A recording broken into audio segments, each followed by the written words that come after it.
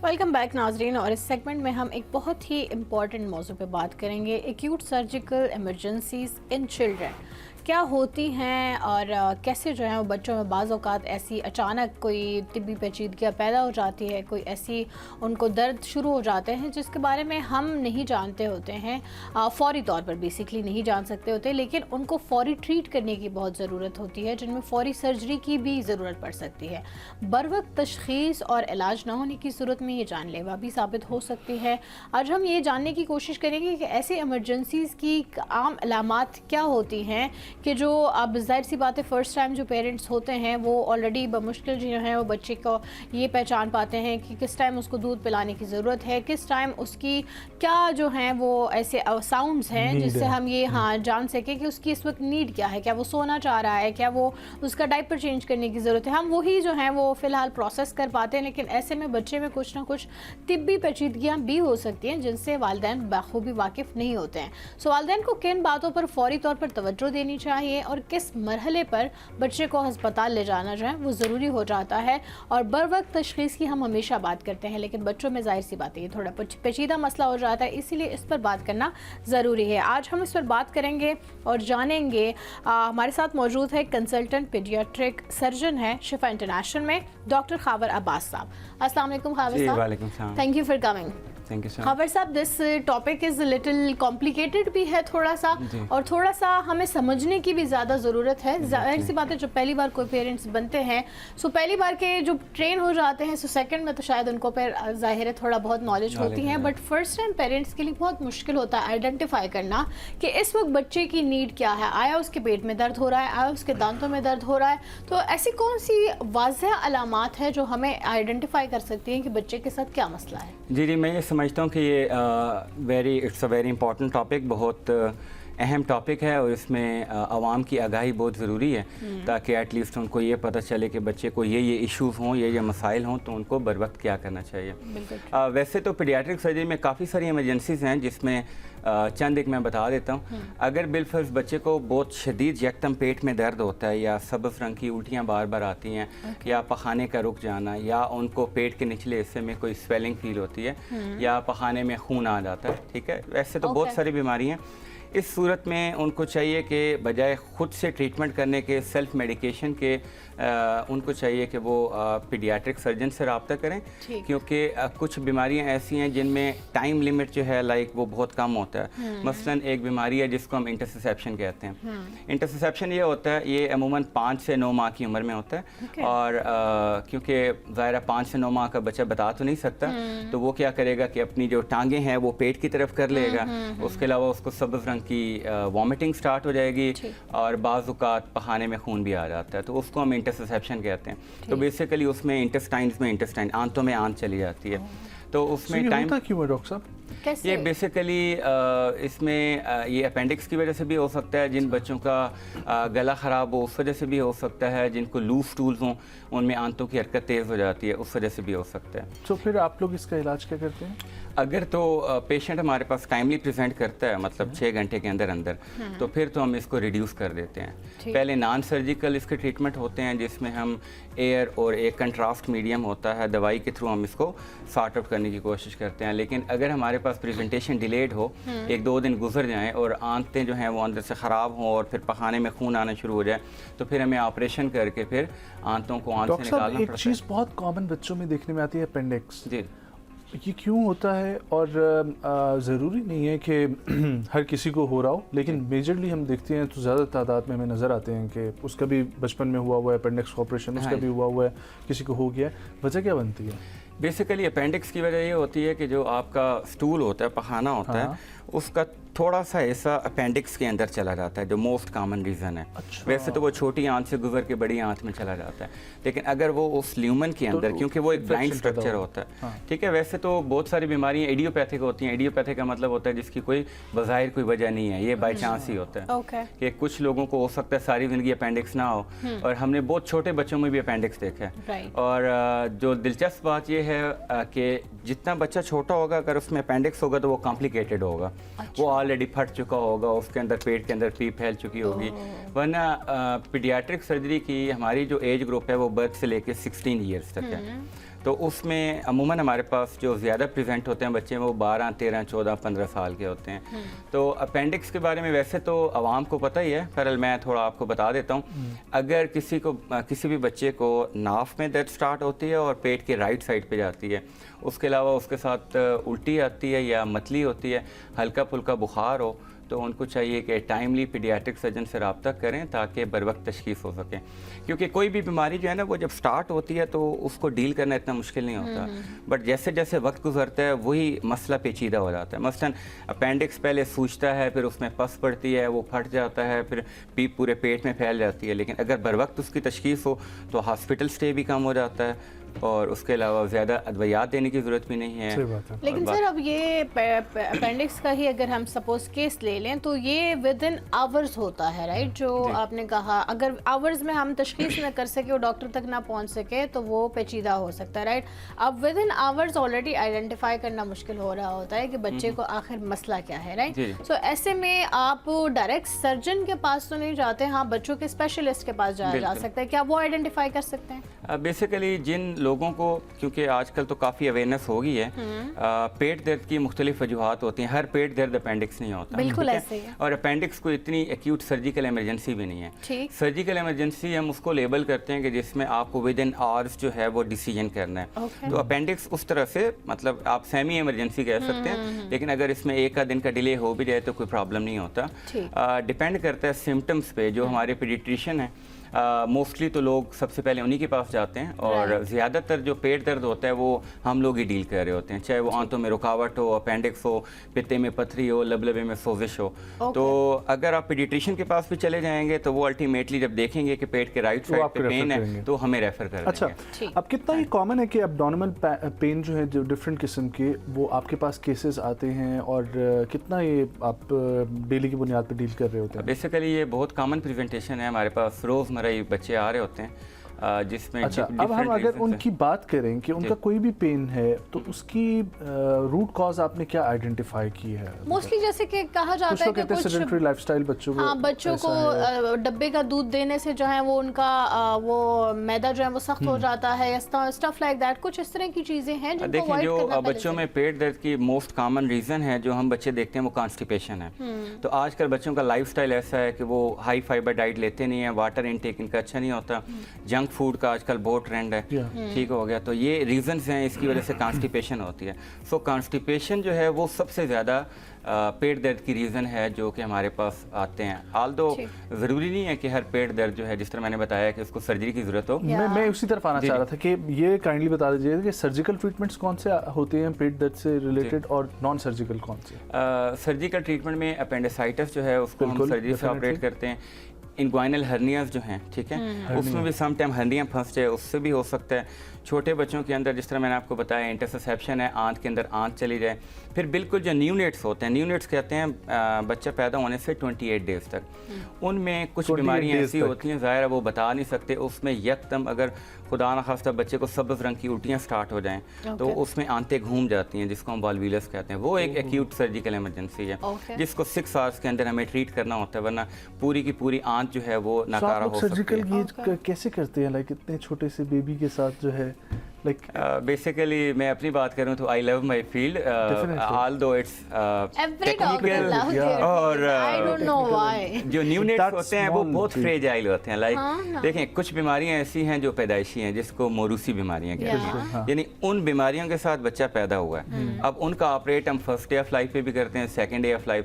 تو آپ امیجن کریں کہ 1 دن کے بچے کا آپریشن کرنا ظاہر ہے ٹیکنیکل ہے, بالکل چھوٹے چھوٹے اعضاء ہیں, کچھ کی آنتیں نہیں بنی ہوتی, ان کے پخانے کی جگہ نہیں ہوتی, چھوٹے پیشاب کا رستہ نیچے ہوتا ہے, گردے صحیح نہیں بنے ہوتے, کچھ کو کلیفٹ لپ یعنی ہونٹ کٹا ہوتا ہے یا تالو کٹا ہوتا ہے. تو اس طرح کی, یا سانس خوراک کی نالی کا ملا ہونا.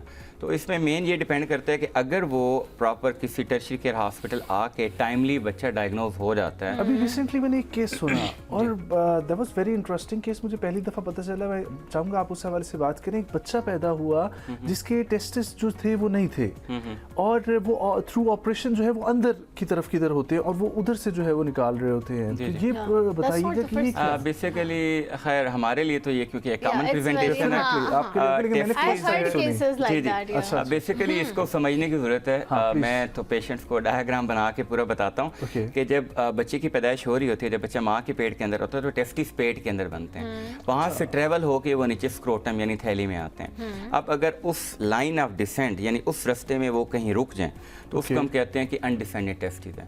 عموماً یہ تھیلی سے اوپر رک جاتے ہیں, بٹ کچھ بچوں میں یہ بالکل پیٹ کے اندر ہوتے ہیں. اس کو ہم امپیلپیبل ٹیسٹس کہتے ہیں کہ آپ ایگزامن کریں آپ کو ٹیسٹس فیل نہیں ہو رہے. تو اس میں پہلے تو ہم الٹرا ساؤنڈ کر کے دیکھ لیتے ہیں, اگر الٹرا ساؤنڈ میں بھی نہ آئے تو پھر ہم لیپروسکوپی کرتے ہیں.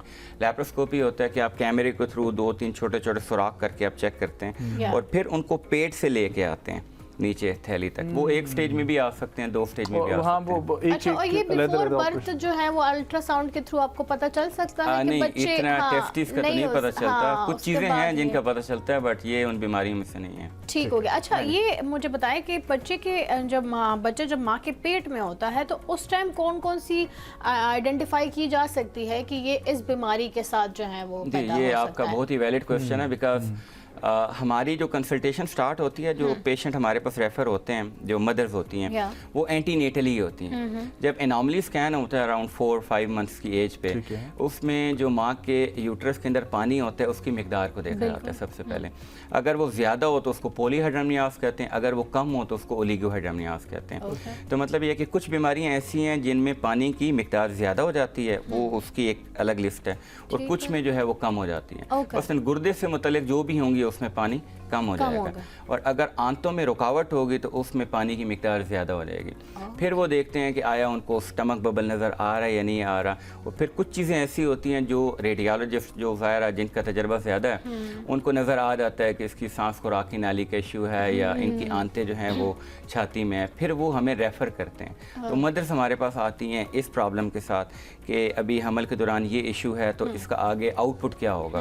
تو ان کی پھر ہم کاؤنسلنگ کرتے ہیں, ان کو ہم لے کے چلتے ہیں. 2-3 بیماریوں کے علاوہ جتنی بھی بیماریاں ہیں اس میں حمل جو ہے وہ ہم کنٹینیو کرنے کا کہتے ہیں, اور اس میں لیکن ہمیں فالو اپ رکھنا ہوتا ہے کہ جب بچہ پیدا ہوگا مینٹلی پریپیئر ہوتے ہیں کہ ان کو یہ ایشو ہے اور یہ بیماری ہے, تو پیدائش کے فوراً بعد ہمیں یہ آپریشن کرنا پڑ سکتا ہے. آپ نے 2-3 بیماریوں کا جو ذکر کیا ہے, ایسے کون سے ریئر کیسز ہیں جن کی وجہ سے؟ ریئر کیسز ایسے ہوتے ہیں جس میں مثلاً ایک بچے کا دماغ ہی نہیں بنا ہوا, اینسیفیلی کہتے ہیں. یہ 2-3 میڈیکل ٹرمز ہیں, ذرا مشکل نام ہے, لیکن جو برین ریلیٹڈ چیزیں ہوتی ہیں کیونکہ وہ انکمپیٹیبل ود لائف ہیں, ٹھیک ہے, اگر وہ ہوگا بھی تو اس میں فائدہ نہیں ہے, تو اس میں ہم کہتے ہیں کہ آپ حمل ظاہر کرتے ہیں. پلیز اس اویئرنیس کے حوالے سے بتائیے گا, بہت ضروری ہے کہ وہ مائیں, کیونکہ میں نے یہ دیکھا ہے بہت کم یہ ہوتا ہے کہ مائیں ڈیورنگ پریگنینسی ایک پیڈیاٹرک سرجن کے پاس جاتی ہیں اور وہاں پر جا کے اپنے بچے کے حوالے سے, کیونکہ ہمیں تو یہ لگتا ہے کہ بچہ پیدا ہوگا تو اس کے بعد سے صرف اور صرف گائنی تک ہی وہ محدود رہتی ہیں. آئی ڈونٹ تھنک سو کہ وہ ان کو اتنی اویئرنیس ہوتی ہے کہ بیفور دا برتھ ان کو پتہ چل سکے.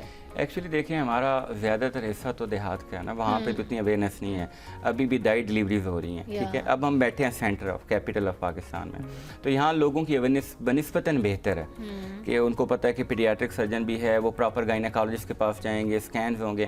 1-2 چیزیں جو میں ماؤں کو کہنا چاہوں گا کہ ایک تو حمل کے دوران فولک ایسڈ کا استعمال لازمی ہونا چاہیے, کیونکہ اگر فولک ایسڈ کی کمی ہوگی تو بچے کو کمر میں پھوڑا بنے گا, ریڑھ کی ہڈی کے مسائل ہوں گے, وہ ایک نون اسٹیبلش یعنی کمپلیکیشن ہے, بیماری ہے. اس کے علاوہ آئرن کی کمی نہیں ہونی چاہیے, کیونکہ ماں کی خوراک سے ہی بچہ خوراک لے گا جو پلیسینٹا بنا ہوتا ہے. پھر ایکس رے ایکسپوجر جو ہے وہ نہیں ہونا چاہیے. یہ جو میں نے آپ کو 2-3 بیماریاں بتائی ہیں, ان کی مین وجہ ہوتا ہے کہ ایکس ریز جو ریڈیشن ہیزرڈ ہوتا ہے اس وجہ سے جو بچہ ابھی بن رہا ہوتا ہے اس میں پھر پیدائشی نقائص آ رہے. اچھا, کچھ سوری نا, جب میں آپ کی بات کر رہی ہوں, کچھ کیسز میں نے ایسے دیکھے ہیں جس میں برتھ سے پہلے جو ہے وہ ڈاکٹر آئیڈینٹیفائی کرتے ہیں کہ بچے کا سر چھوٹا ہوگا یا یہ, لیکن برتھ کے بعد جو ہے پتہ چلتا ہے کہ بچے میں ایسی کوئی مسائل نہیں ہیں. وائی ڈز دیٹ ہیپن, اور اس کی کیا ریزنز ہوتی ہیں کہ ڈاکٹر آئیڈینٹیفائی تو کر لیتا ہے لیکن ہوتا ویسا نہیں ہے؟ دیکھیے بیسیکلی ہم اپنی میڈیکل ٹرم میں کہتے ہیں کہ جو الٹرا ساؤنڈ ہے وہ آپریٹر ڈیپینڈنٹ ہے, مطلب یہ کرنے والے پہ ڈیپینڈ کرتا ہے. یہ ڈیپینڈ کرتا ہے کہ جو ریڈیالوجسٹ ہیں ان کی ایکسپرٹیز کتنی ہے. اب آپ مدر کا الٹراساؤنڈ کریں, اس کے یوٹرس کے اندر بچے کا الٹراساؤنڈ کریں, تو آبویسلی مشکلات تو ہوتی ہیں. تو آپ 100% آپ اس طرح نہیں بتا سکتے, تو مارجن آف ایرر پھر بھی رہتا ہے کہ سم ٹائمز ان کو لگ رہا ہوتا ہے کہ یہ ایشو ہوگا, لیکن جب بچہ پیدا ہوتا ہے اس کا ہم الٹراساؤنڈ کرتے ہیں تو وہ چیز نہیں ہوتی. اچھا, کوئی ایسا, کیونکہ کمپلیکیشن بعد میں تو ہم دیکھتے ہیں کہ جینڈر رولس اسپیسیفک ہوتے ہیں, تو ڈیفائن کرتے ہیں کہ مرد کو یہ پرابلم ہے, فیمیل کو یہ پرابلم, لیکن بچوں میں کچھ ایسا ہوتا ہے کہ میل اور فیمیل کا کوئی ڈفرینٹ ہو اور ان کو کوئی ڈفرینٹ ڈیزیزز ہوں یا کوئی پرابلم ہوتا ہے؟ دیکھیں, ایک ڈیزیز جس کو ہم کہتے ہیں ایمبیگوس جینیٹیلیا, وہ جینیٹل سے ریلیٹڈ ہوتا ہے. کچھ بچے ایسے پیدا ہوتے ہیں جن کی جو سیکس جو انڈیٹرمنڈ ہوتی ہے, اس کی ڈفرینٹ ٹائپس ہیں. یہ الگ سے ایک پیچیدہ ٹاپک ہے, اگر ہم اس پہ بات کریں تو کافی لمبی بات ہے, لیکن یہ ایک پورا ایک ٹاپک ہے جو کہ الگ سے ہم اس کو الگ سے کرنا چاہیں گے. اچھا, مجھے یہ بتائیں کہ اگر ہم چھوٹے بچوں کی بات کرتے ہیں, جیسے آپ نے کہا کہ بچوں کو موسٹلی اگر گرین کلر کا وامٹ یا پھر وہ ہو تو اس سے آئیڈینٹیفائی کیا جا سکتا ہے, لیکن اگر سپوز بچوں میں اس طرح کی ظاہری کوئی علامت نہ ہو, بس ہلکا سا پیٹ میں درد, اور وہ بھی موسٹلی نا بچوں کو آج کل چونکہ مائیں برپ نہیں کروا دیتی ہیں اور سلا دیتی ہیں, سو اس وجہ سے بھی بچوں کے پیٹ میں گیس یا پھر دردیں ہو جاتی ہیں.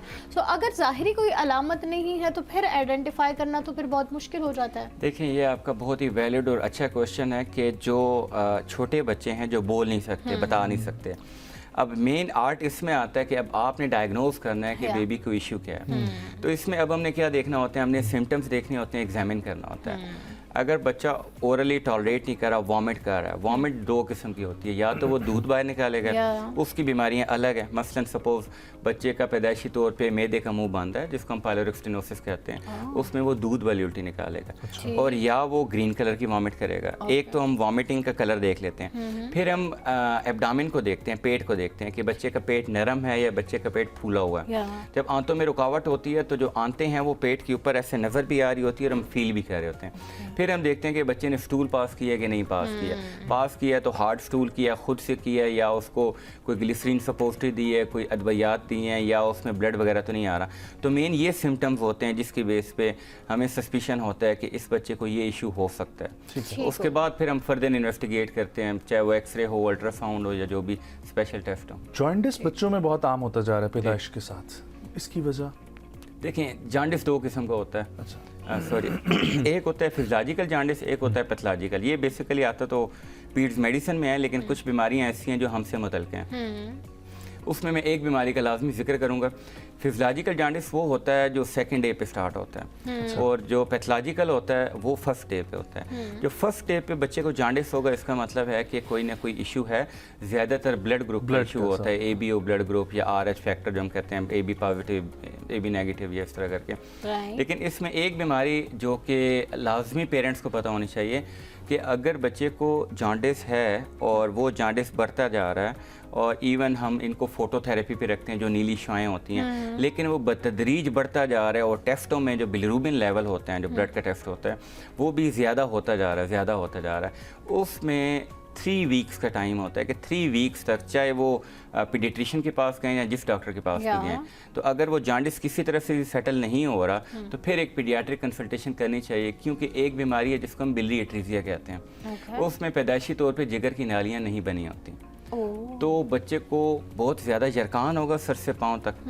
اس کے علاوہ اس کا جو چھوٹا پیشاب ہے وہ بہت زیادہ پیلا ہو جائے گا, اور بڑے پیشاب کا جو کلر ہوتا ہے وہ یلو نہیں ہوتا, وہ مٹی کی طرح ہوتا ہے, لائک وائٹ آپ کہہ لیں. ٹھیک ہے, یہ ایسی چیز ہوتی ہے جس میں time frame is very important, کہ اس کو 2 منتھس کے اندر ہم نے آپریٹ کرنا ہوتا ہے. اب بدقسمتی سے ہوتا یہ ہے کہ آگے پیچھے جتنے بھی جی پیز بیٹھے ہیں ان کو اس بیماری کا نہیں پتہ ہوتا, یا وہ ٹائملی ریفر نہیں ہوتے, تو وہ جب تک ہمارے پاس پہنچتے ہیں ان کا جگر ناکارہ ہو چکا ہوتا ہے, اور پھر جگر کی پیمنٹ کاری یعنی لیور ٹرانسپلانٹ کرنا پڑتا ہے. ڈاکٹر صاحب, میں چاہوں گا اس حوالے سے آپ ضرور بات کریں, کیونکہ آپ ان کیسز کے ساتھ ڈیل کرتے ہیں, کہ ایسے کتنی بیماریاں ہیں آؤٹ آف 100 جو کہ بالکل کیوریبل ہیں بچوں کی, اور بالکل صحیح ہو جاتے ہیں بچے, کسی قسم کی کوئی ٹینشن لینے کی ضرورت نہیں, بس آپ کو صحیح ڈاکٹر کے پاس جانا ہے اور اپنے علاج کو. بیسیکلی میرے حساب سے ساری بیماریاں ٹریٹیبل ہیں. ٹھیک ہے, ماں سوائے کچھ بیماریوں کے, جس طرح कैंसर वगैरह हो गया, उस पर तो हम अभी भी फाइट कर रहे हैं, बट पीडियाट्रिक सर्जरी में मोस्टली बीमारियां बल्कि नियरली 100% क्योरेबल हैं। डिपेंड करता है time of presentation exactly, definitely कि अगर तो वो टाइम पे पहुंच जाएंगे तो हमारे लिए सर्जरी करनी भी आसान है, बच्चे की कॉम्प्लिकेशंस भी कम होंगी, पेचीदगियाँ भी कम होंगी। अच्छा, एक और चीज़ डॉक्टर साहब, आप लोग जब मुआयना करते हैं ड्यूरिंग प्रेगनेंसी, उसमें ये तो पता क्या लग सकता है कि बच्चे को आगे आने वाले थैलेसीमिया से रिलेटेड जो है कुछ हो सकता है, और या फिर उसकी पैदाइश के बाद ही पता लगेगा कि देखिए कुछ बीमारियां ऐसी होती हैं जो कि जेनेटिक होती हैं। जेनेटिक का मतलब ये है कि वो जीन्स के अंदर होंगी और नस्ल दर नस्ल चल रही होंगी। तो जो पीडियाट्रिक सर्जरी की अगर मैं बात करूं तो उसमें कुछ बीमारियां ऐसी हैं जो नस्ल दर नस्ल चल रही हैं, इस वजह से रिलेटिव्स के अंदर शादी करने को हम अवॉइड करना कहते हैं। क्योंकि अगर सपोज करें कि अगर एक दिल की बीमारी चल रही है और आप कजन्स मैरिज करते रहेंगे तो वो बीमारी उसी ख़ानदान में उस हिसाब से चलती रहेगी। तो इस तरह मुतअद्दिद बीमारी हैं। थैलेसीमिया का ये है कि अगर मदर थैलेसीमिया का, ये एक असल में बेसिकली मेडिसिन का टॉपिक हो जाता है, ठीक है, वो हम थोड़ा सा अपने लेकिन तो ये बोन मैरो ट्रांसप्लांट आप लोगों की उसमें नहीं आएगी? बोन मैरो आता है, बेसिकली थैलेसीमिया का तो एक पूरा वर्कअप करना पड़ेगा ना, कि अगर मदर और फादर की या फैमिली हिस्ट्री स्ट्रांग है और बच्चे को बार बार ब्लड देने की ज़रूरत पड़ती है, फिर इसमें कुछ खास किस्म के ब्लड टेस्ट होते हैं, फिर वो डायग्नोज होता है कि थैलेसीमिया है। थैलेसीमिया में तो फिर आपको पता है फिर वो ब्लड ट्रांसफ्यूजन की ज़रूरत लॉन्ग टर्म जो है। सो बेसिकली जो जीन्स से रिलेटेड बीमारियां होती हैं वो कबल अज़ वक्त पता नहीं चल सकती, उनकी तशखीस नहीं हो सकती, लेकिन जो आपकी फिजिकल अपीयरेंस या फिर आपकी बॉडी के सिस्टम में जो है वो सिर्फ पता चल सकती है, राइट? जी, मैं देखें ज़रूरी नहीं है कि अगर कोई बीमारी मदर या फादर में है तो वो बेबी में होगी, बट देयर हायर चांसेस, ठीक है। आप इट्स नॉट 100% की होगी, बट ऑब्वियसली जब आप हिस्ट्री लेते हैं तो आप वो आपने एक टर्म यूज की थी कि विदाउट एनी रीजन जो बीमारियां कुछ हो जाती हैं कुदरत की तरफ से। हाँ, अब उसमें मुझे एक और चीज़ नज़र आती है, दैट इज़ शुगर। और ऑल्दो ये जेनेटिकली भी है पॉसिबल, लेकिन बच्चे जो पैदा हो रहे हैं, अक्सर बच्चों के वालिदैन को शुगर नहीं है लेकिन बच्चा पैदा हो रहा है शुगर के साथ। देखें, ज़्यादातर उन बच्चों को शुगर होती है जिनकी वालदा को ड्यूरिंग प्रेगनेंसी शुगर होती है, वो तो होती है, डायबिटीज़ कहते हैं। वो तो डॉक्टर मोस्टली नहीं होती। नहीं, मोस्टली नहीं होती, बट मतलब होती तो है, इट्स कॉमन, बट सब में नहीं होती। एग्जैक्टली। उन बच्चों को हम IDM कहते हैं, इन्फेंट ऑफ डायबिटिक मदर। वो जब बेबी पैदा होते हैं, एक तो उनका साइज़ बहुत ज़्यादा होता है, फिर उनकी हम शुगर मॉनिटरिंग करते हैं। बेसिकली डायबिटीज़ जो है ये दो किस्म की होती है। एक वो होती है जो बाय बर्थ है और एक वो होती है जो बाद में होती है, लाइक एडल्ट्स के अंदर होती है 30s या 40s में, ओबेसिटी और लाइफस्टाइल और जो एक्वायर्ड फैक्टर्स होते हैं। तो बेसिकली ये तो मेडिसिन फील्ड है डायबिटीज़। अच्छा, मुझे ये बताएं कि बच्चों में पैदा होते साथ ही खुदा ना ख्वास्ता ऐसी हार्ट की कौन सी बीमारियां हैं, या कि मतलब पेरेंट्स में सपोज हार्ट का कोई डिजीज़ या इस तरह की बीमारी नहीं है लेकिन बच्चे उसके साथ पैदा हो सकते हैं, कोई है इस तरह की? जिस तरह मैं आपको बता रहा हूँ ना कि बहुत सारी बीमारियां हमारी मेडिकल फील्ड में इडियोपैथिक कहते हैं, लाइक अननोन रीज़न, जिनकी कोई रीजंस नहीं है, ठीक है। बट मोस्टली जो हार्ट की बीमारियां उनमें, क्योंकि हार्ट के 4 खाने होते हैं, 4 चैम्बर्स होते हैं, तो उनके दरमियान सुराख का होना, ठीक है। इसके अलावा एक नाली दिल का बड़ा होना, दिल का बड़ा होना, उसके अलावा और भी काफ़ी सारी दिल की बीमारियां हैं। तो मेन जो रिस्क फैक्टर होता है वो होता है कि इसकी फैमिली हिस्ट्री है या नहीं, लेकिन उसके अलावा बाई चांस भी हो सकता है, यानी बच्चे की जब डेवलपमेंट हो रही हो उसके दौरान भी ऐसा मसला हो सकता है कि जिसमें बच्चे के दिल में, लेकिन चेकअप्स के साथ आपको पेडियाट्रिक के पास भी जाना चाहिए, सिर्फ और सिर्फ गायनी जो है उस पे ही नहीं फोकस नहीं रखना। जी बिल्कुल। डॉक्टर ख़ावर अब्बास साहब, बहुत शुक्रिया आपका आने के लिए, बहुत अच्छा लगा आपसे डिस्कशन करके। एंड डेफिनेटली नेक्स्ट टाइम जो है वो हम किसी स्पेसिफिक टॉपिक से रिलेटेड जो है इसको आगे बढ़ाएंगे। जी जरूर। Thank you for joining. ख़वातीन और हज़रात, एक ब्रेक शामिल करते हैं, वापस आएंगे। बहुत ही अहम मसला इस वक्त जो खैबर पख्तूनख्वा की सूरत हाल बदलती जा रही है बारिशों की वजह से, और बहुत सारी ख़तरनाक किस्म की फुटेजेस हमारे सामने आ रही हैं, उनके ऊपर बात करेंगे। हमारे साथ नुमाइंदा PDMA मौजूद होंगे जो उनके स्पोक्स पर्सन हैं। कहीं मत जाएँ, हमारे साथ एक छोटा सा वक्त।